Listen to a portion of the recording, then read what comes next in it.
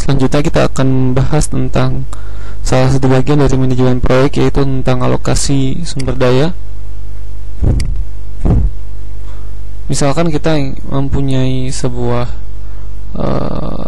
runutan kegiatan, yaitu mengambil mata kuliah OR1, OR2, psikologi industri, dan mata kuliah layout.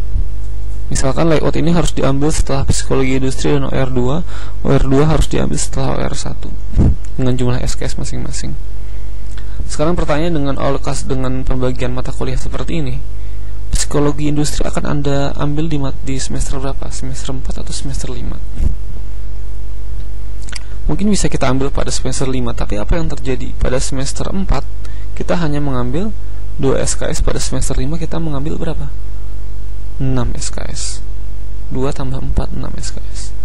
Ini bisa, tapi tidak nyaman mungkin bagi sebuah naluri kita, tidak smooth gitu ya. Maka kita akan lakukan smoothing. Bagaimana cara supaya menjadi smooth? Psikologi industri ini kita geser kemana? Kita akan geser ke semester 4. Yang terjadi bagaimana? 2 ditambah 2, 4, maka dia menjadi smooth, menjadi datar. Maka dalam manajemen proyek pun kita akan bisa melakukan proses smoothing seperti ini. Mungkin bisa lakukan smoothing, layoutnya digeser menjadi semester 4, sehingga total juga smooth menjadi 6, tapi dia melanggar, ada proses yang dilanggar, bahwa ada syarat layout itu harus setelah psikologi industri dan OR2. Nah, dilema-dilema seperti inilah yang akan coba dijawab dengan sebuah metode di manajemen proyek. Sama misalnya ini ada beberapa contoh yang bisa Anda kaji.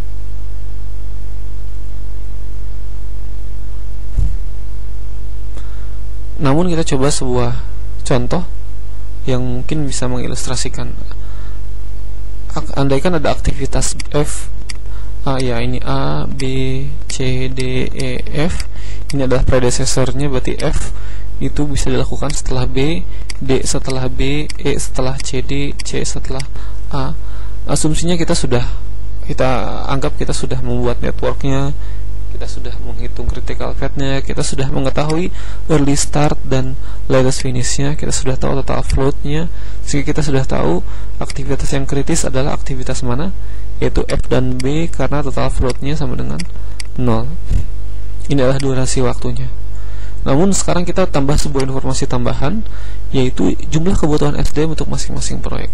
Artinya F butuh 2 pekerja, B butuh 2 pekerja, D butuh 2 pekerja, E butuh 2 pekerja gitu. Lalu kita buat Gantt chart-nya. Ini dari tanggal 0, 1, 2, 3 sampai tanggal 8. Pertama aktivitas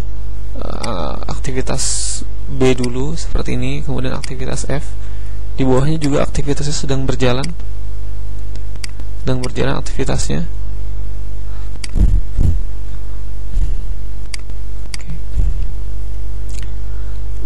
Nah, kita bisa menghitung pada tanggal 1 misalnya ada berapa sumber daya yang digunakan, yaitu aktivitas B dan aktivitas A kalau dijumlah yaitu 2 karyawan tambah 2 karyawan, yaitu adalah 4 karyawan.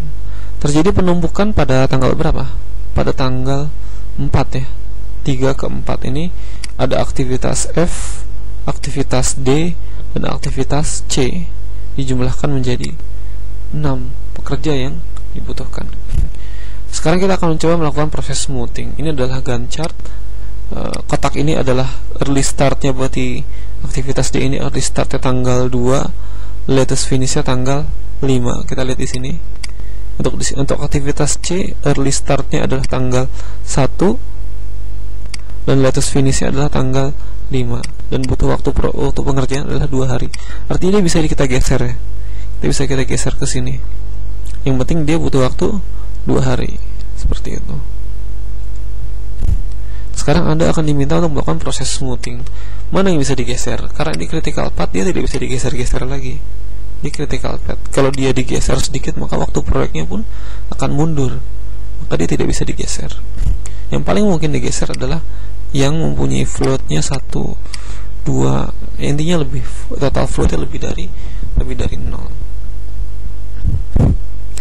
Nah, ini adalah sebuah ilustrasi Ini bisa menggunakan ini ya untuk membuat ini. Kalau Anda tertarik buat ini, gunakanlah conditional formatting, gunakan fitur ini. Oke, pada tanggal 1 berapa pekerja, yaitu 4 pekerja. Pada tanggal 3 ini adalah ada 6 pekerja, maka ini harus proses smoothing. Kita coba mana yang bisa kita geser. Mungkin ini kita geser ke kiri.